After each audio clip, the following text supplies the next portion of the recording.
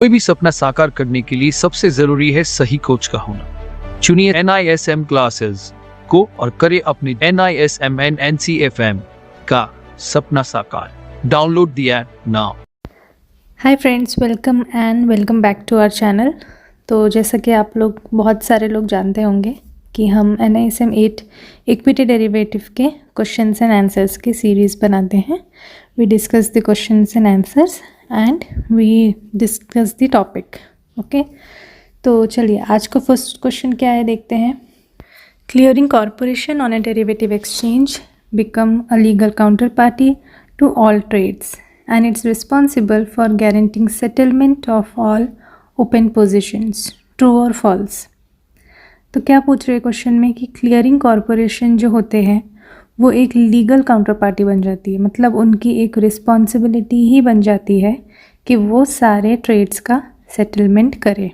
ठीक है, जो भी ओपन पोजिशंस है उनका सेटलमेंट करे। तो इज़ इट ट्रू और फॉल्स? इट्स ट्रू, बिकॉज हम पहले भी पढ़ चुके हैं कि क्लियरिंग कॉरपोरेशन का जॉब ही यही होता है that they have to settle the trades for their clients as well as institutional clients also. ठीक है, तो इसका करेक्ट आंसर है true. Next question, 3 call series of ABC stock February, March and April are quoted. Which will have the highest option premium? Same strike. तो क्या बात हो रही है यहाँ पे कि 3 कॉल सीरीज़ है। ठीक है, ABC स्टॉक की, फेब की, मार्च की एंड अप्रैल की। तो जैसे जैन का मंथ चल रहा है तो आपका फेब, मार्च और अप्रैल नेक्स्ट 3 मंथ्स के कॉन्ट्रैक्ट एक्टिव हो जाते हैं। ठीक है, आप उसमें भी ट्रेड कर सकते हो। तो पूछ रहा है कि which will have the highest option premium, किसका सबसे ज़्यादा प्रीमियम रहेगा। तो देखिए, जितना फार होगा, जितनी दूर होगी एक्सपायरी, उसका प्रीमियम सबसे ज़्यादा हाई होगा। तो अभी इस केस में अप्रैल सबसे ज़्यादा दूर है तो इसीलिए अप्रैल का प्रीमियम सबसे ज़्यादा हाई होगा। ठीक है, उसी के लिए उसका इंटरेस्ट कॉस्ट भी हायर होगा। तो आप बस इतना याद रख लें कि जो जितना दूर होगा सबसे दूर वाले के सबसे ज़्यादा हाईएस्ट प्रीमियम होंगे। ठीक है, तो इस केस में April is the correct answer. Now, the main objective of derivative is to enable market participants to trade, manage the risk, speculate, arbitrage। तो देखिए, डेरिवेटिव जो इंट्रोड्यूस हुआ है मार्केट में वो किसी इस चीज़ के लिए नहीं हुआ है कि आप ट्रेडिंग ज़्यादा करो या फिर मार्केट में पार्टिसिपेंट्स बढ़े। ठीक है, वो सिर्फ इसके लिए हुआ है कि रिस्क मैनेजमेंट हो सके। डेरिवेटिव से हेजिंग होती है, राइट, तो उससे आप अपना रिस्क मैनेज कर सकते हो। That is the main purpose और मेन ऑब्जेक्टिव ऑफ डेरिवेटिव। तो इसीलिए इसका करेक्ट आंसर है मैनेज द रिस्क। अब लोग उस चीज़ को गलत सेंस में लेके उसको एक ऐसे इंस्ट्रूमेंट जैसा यूज़ करना चाहते हैं जिससे बहुत सारा पैसा है, but that is not the objective of derivative.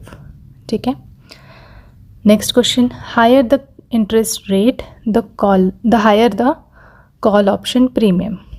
जितना ज़्यादा हाई होगा इंटरेस्ट रेट, कॉल ऑप्शन के प्रीमियम उतने ज़्यादा हाई होंगे। दैट इज़ ट्रू, हम ये पहले भी डिस्कस कर चुके हैं कि जितना ज़्यादा इंटरेस्ट रेट हाई होगा कॉल ऑप्शन का प्रीमियम उतना हाई होगा एंड पुट ऑप्शन का प्रीमियम उतना ही लो होगा।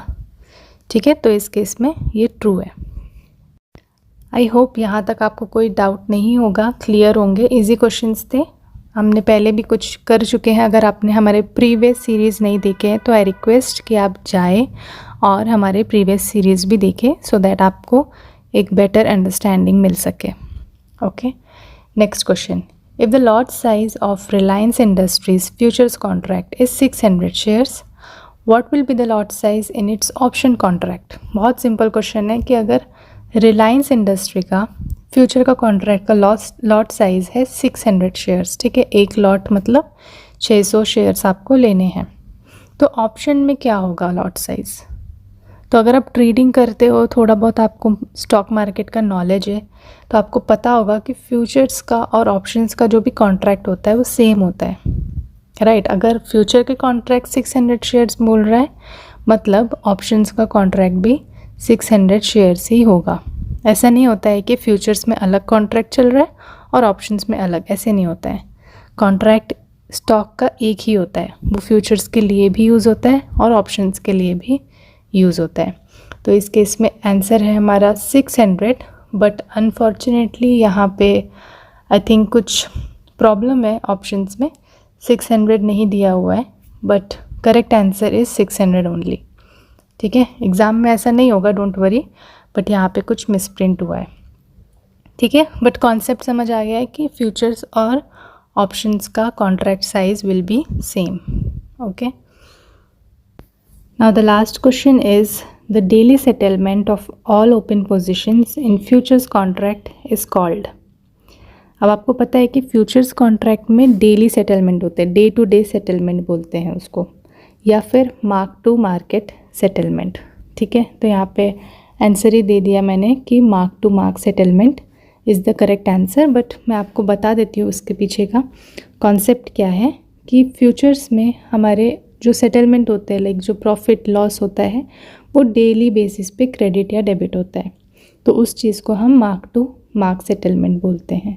ठीक है, तो इसका करेक्ट आंसर हो जाएगा मार्क टू मार्क सेटलमेंट। तो ये थे आज के क्वेश्चंस। आई होप आपको समझ में आए होंगे, कॉन्सेप्ट्स भी क्लियर हुए होंगे।